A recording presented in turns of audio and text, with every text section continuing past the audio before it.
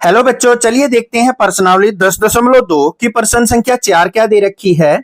महत्वपूर्ण प्रश्न है, इसको निशान लगा लेंगे, प्रश्न पत्र में जरूर पूछा जाता है।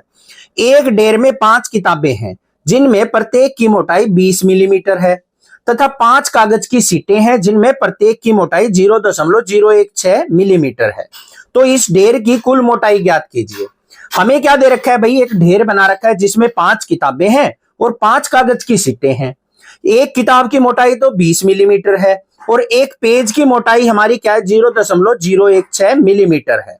तो हमें उस ढेर की टोटल मोटाई बतानी है कि कुल कितनी मोटाई होगी। बिल्कुल आसान है, ध्यान से देखो। एक किताब की मोटाई कितनी दे रखी है, 20 मिलीमीटर। तो यहां पे लिखेंगे हम एक किताब की मोटाई, किताब की मोटाई बराबर है 20 मिलीमीटर। तो 5 किताबों की कितनी हो जाएगी भाई, 5 किताबों की मोटाई, किताबों की मोटाई क्या हो जाएगी, एक की 20 मिलीमीटर है तो 5 की क्या होगी, 5 से गुना कर देंगे, 20 गुना में 5 तो क्या हो गया, 100 मिलीमीटर। ये तो आ गई भाई किताबों की मोटाई।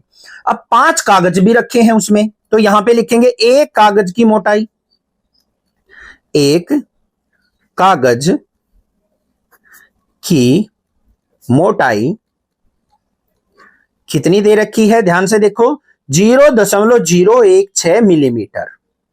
कितने कागज है, कुल 5 कागज हैं, तो 5 कागज की मोटाई क्या हो जाएगी, इसको 5 से गुना कर लेंगे, 0.016 गुना में 5 तो क्या बन गया, 0.016 पंजे 80 मिलीमीटर। ये आ गई। अब हमें इनकी कुल मोटाई ज्ञात करनी है, तो इन दोनों को हम क्या कर देंगे, जोड़ देंगे। तो यहां पे क्या लिखेंगे, ढेर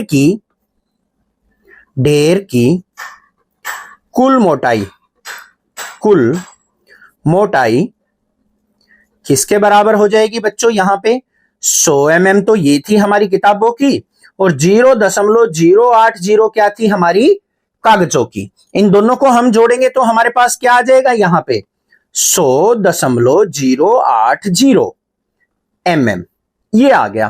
परंतु हमें इसको क्या करना है भाई, मानक रूप में लिखना जरूरी होता है। तो मानक रूप में लिखने के लिए हमें क्या करना है, दशमलव को एक अक्षर के बाद लिखना होता है।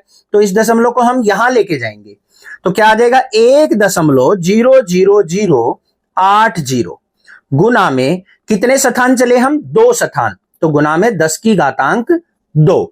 अब हम कहां चले हैं भाई, दाएं से बाएं तरफ, तो घातांक क्या रहेगा, जमा का रहेगा। तो ये इतने mm क्या हो गया हमारा उत्तर। तो पूरे ढेर की मोटाई जो होगी वो 1.00080 गुना 10 की घातांक 2 मिलीमीटर होगी। समझ में आ गई, ठीक है।